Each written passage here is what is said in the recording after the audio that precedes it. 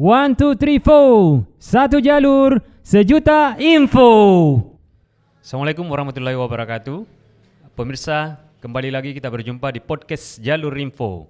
Satu jalur, sejuta info. Kali ini kita akan kembali berdiskusi terkait dengan polemik penonaktifan 75 pegawai KPK yang tidak lulus tes wawasan kebangsaan. Bersama kita telah hadir narasumber istimewa kita. Beliau adalah Bapak Edmond. Beliau adalah seorang pengacara dan juga seorang aktivis 98. Pak Edmond, polemik terkait dengan penonaktifan 75 pegawai KPK yang tidak lolos tes wawasan kebangsaan hingga saat ini masih belum mencapai titik terang. Salah satu poin dalam keputusan pimpinan KPK nomor 652 tahun 2021 terkait dengan hasil tes wawasan kebangsaan itu adalah yang pertama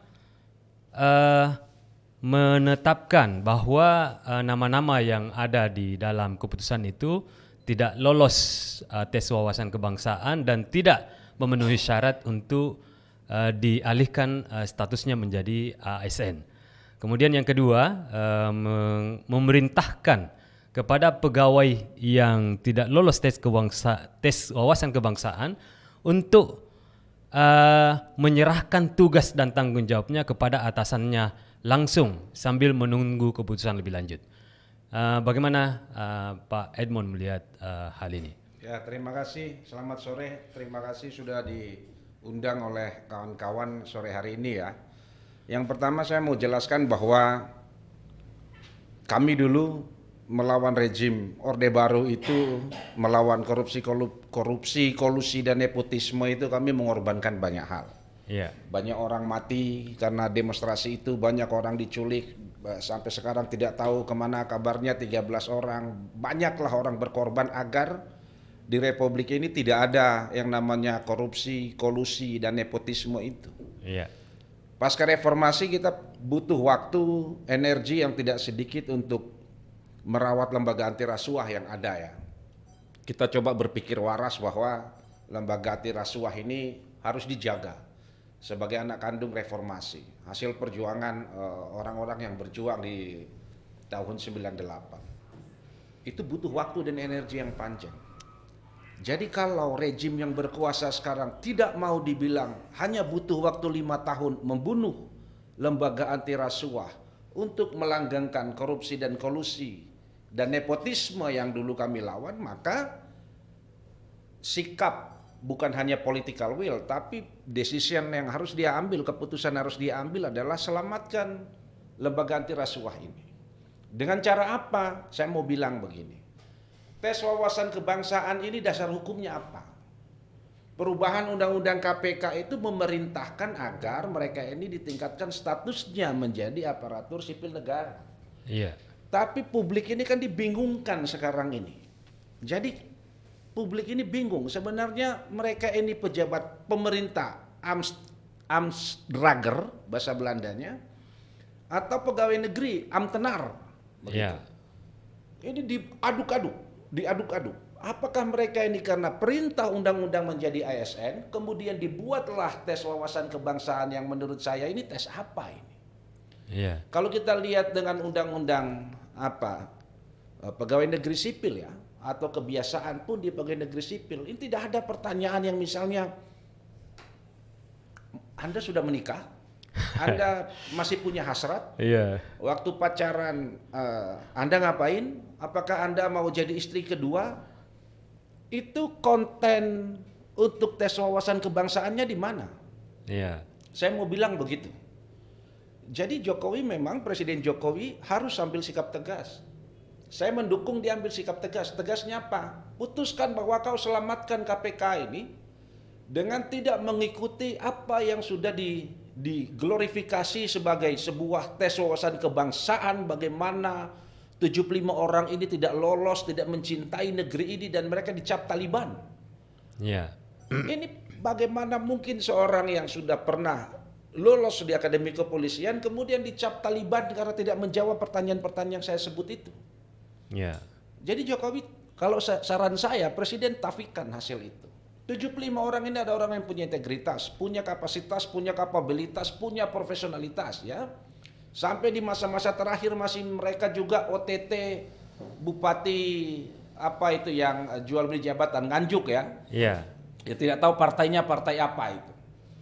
Jadi menurut saya memang ini harus diselamatkan. Sudahlah kita mempermainkan logika publik dengan tes wawasan kebangsaan ini. Sekarang dengan logika paling sederhana, saya mau tanya, orang yang korupsi semua itu lolos tes wawasan kebangsaan tidak? Pasti lolos karena mereka pejabat negara, serangkaian pendidikan, pelatihan dan macam-macam sampai Lemanas, mereka lolos. Pertanyaan saya kemudian, kenapa korupsi? Ya. Begitu. Jadi ini tidak usah lagi pimpinan KPK dengan Dewan Pengawas yang baru masuk ini mempermainkan logika publik dengan mengglorifikasi ada tes wawasan kebangsaan, ada yang tidak lulus, kemudian para buser-buser ini, basar-basar ini mengglorifikasi Taliban dan macam-macam itu. Hentikan itu, kita masih butuh KPK dengan situasi republik ini yang masih kredit dengan tindakan korupsi, mulai dari atas sampai dengan kepala desa. Ya. Saya kira itu.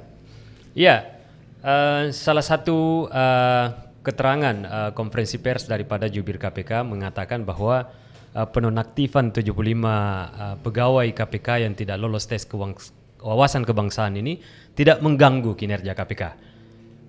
Ya, jadi keterangan dari juru bicara KPK Ali Fikri ini tidak mengganggu kinerja KPK karena KPK itu bekerja bukan berdasarkan individu-individu, tapi berdasarkan kerja tim dan kolegial. Bagaimana pandangan Anda? Baik, kalau itu saya bisa langsung jawab. Kenapa OTT Bupati Nganjuk langsung diserahkan ke kepolisian? Kenapa tidak dia yang tangani? Itu kan sama dengan memberi pekerjaan kepada orang lain, walaupun ada ya dulu misalnya dalam angka sekian miliar menjadi kewenangan polisi, sekian miliar Tipikor, sekian miliar KPK. Tapi kan tidak langsung juga kau langsung serahkan kepada kepolisian ya soal jual beli jabatan. Itu menunjukkan bahwa KPK itu sebenarnya kalau ditinggalkan 75 orang ini, kalian mau bikin apa? Ya. Kalian tidak bisa bikin apa-apa. Karena orang-orang 75 ini memang dari lahirnya KPK, mereka mengikuti prosesnya, mereka menjaga KPK ini seperti menjaga nyawanya sendiri. Bekerja dengan sungguh-sungguh di situ. Sekarang saja dalam 5 tahun ini bahwa harus menjadi ASN dengan berbagai macam tes-tes yang menurut saya tidak logis lah, tidak masuk akal. Biar masyarakat umum juga bisa menilai itu. Iya. Ya, terbaru pernyataan dari Bapak Presiden Jokowi yang mengatakan bahwa 75 pegawai KPK yang tidak lolos tes wawasan kebangsaan itu sebaiknya tidak dinonaktifkan. Bahkan Bapak Presiden menyarankan untuk dilakukan kayak semacam penataran-penataran bagi pegawai KPK yang belum lolos tes wawasan kebangsaan. Ini pernyataan Bapak Presiden ini apabila diikuti oleh KPK ini merupakan pukulan bagi pimpinan KPK.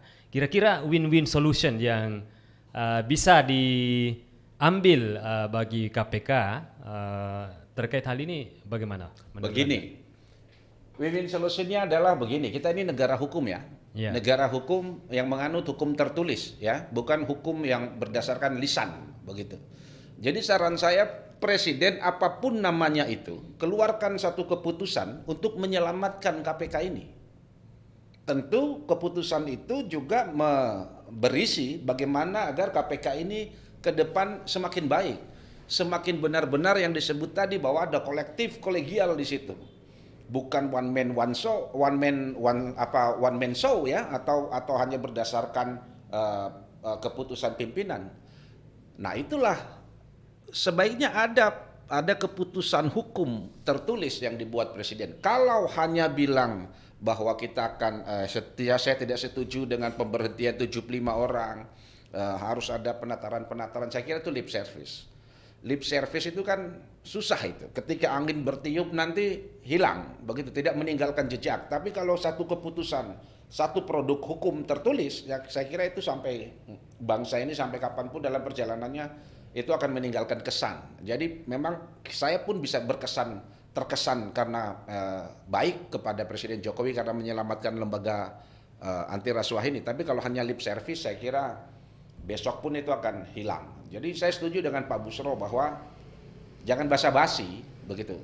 Tapi saya mau lebih tegas lagi dari Pak Buschro bahwa buatlah satu keputusan hukum yang include soal 75 orang itu tidak diberhentikan, tapi bagaimana ke depan KPK lebih baik. Kalau saya kira hanya soal penataran itu hanya soal ece-ece ya. Tadi saya bilang bahwa orang kursus di Lemhanas sekian bulan juga tetap korupsi kok. Jadi ini melihatnya bukan dalam soal moralitas orang yang orang yang sudah ikut Lemhanas moralnya bukan. Saya tidak mau lihat dalam soal moral, tapi ini soal yang lebih serius, sesuatu yang lebih sistemik begitu. Bahwa ada satu sistem di negara ini yang demikian rapuhnya sehingga orang bisa korupsi mulai dari setingkat menteri sampai ke kepala desa. Saya kira itu.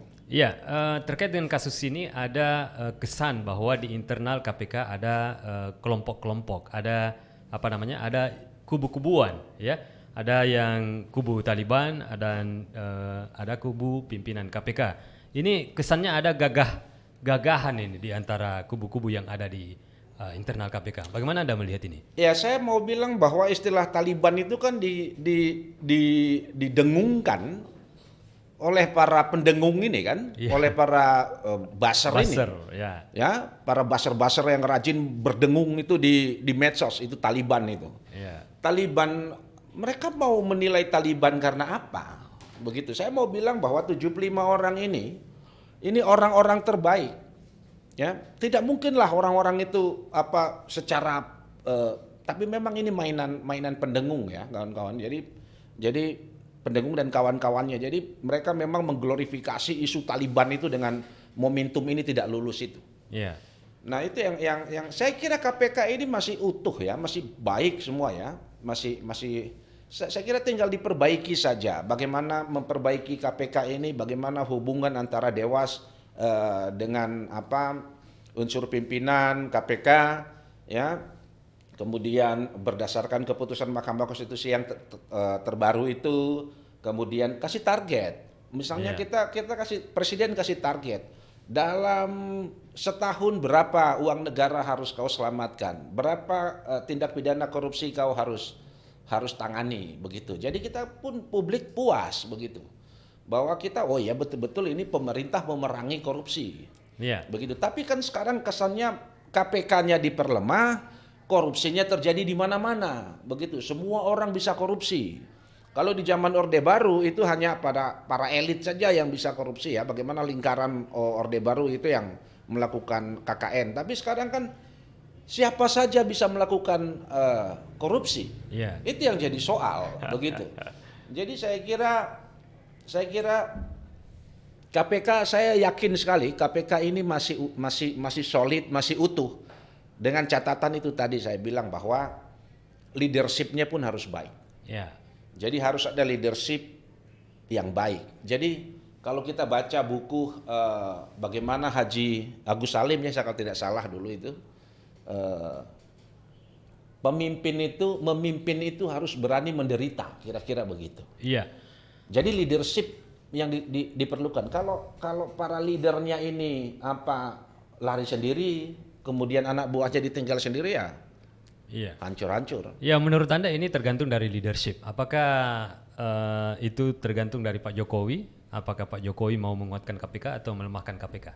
Bagaimana itu, Bu? Mau tidak mau Presiden harus menguatkan KPK. Mau tidak mau Presiden harus menyelamatkan KPK. Kalau dia tidak ambil itu, maka asumsi masyarakat luas bahwa hanya butuh 5 tahun menghancurkan, minimal memperlemah KPK, itu terjadi. Jadi ini tergantung dari Pak Jokowi menurut Anda? Saya kira ya, satu presiden memang harus menyelamatkan itu secara konstitusional. Artinya secara tertulis ya, hukum perundang-undangan, peraturan perundang-undangan tertulis. Begitu itu harus diselesaikan. Kedua, dia harus tegaskan kepada unsur pimpinan KPK bahwa itu tadi saya bilang leadership itu harus betul-betul kuat, bahwa ini satu kesatuan yang utuh untuk ini pasukan garda terdepan untuk memerangi tindak pidana korupsi itu. Iya. Begitu. Ya, pemirsa, begitulah hasil diskusi singkat kita terkait dengan win-win solution yang bisa ditempuh untuk kembali menguatkan KPK, terutama terkait dengan nasib dari 75 pegawai KPK yang tidak lolos tes wawasan kebangsaan. Jadi pandangan dari Bapak Edmond bahwa harus ada leadership yang kuat dan harus ada statement yang jelas dari Bapak Presiden terkait dengan masa depan KPK itu sendiri. Pemirsa, jangan lupa untuk subscribe dan aktifkan channel Jalur Info TV dan dapatkan info-info menarik terkait isu-isu hangat baik terkait dengan nasional, hukum dan lain sebagainya di Jalur Info TV. Demikianlah hasil diskusi kita hari ini. Terima kasih, mudah-mudahan bermanfaat bagi kita semua. Assalamualaikum warahmatullahi wabarakatuh. Waalaikumsalam.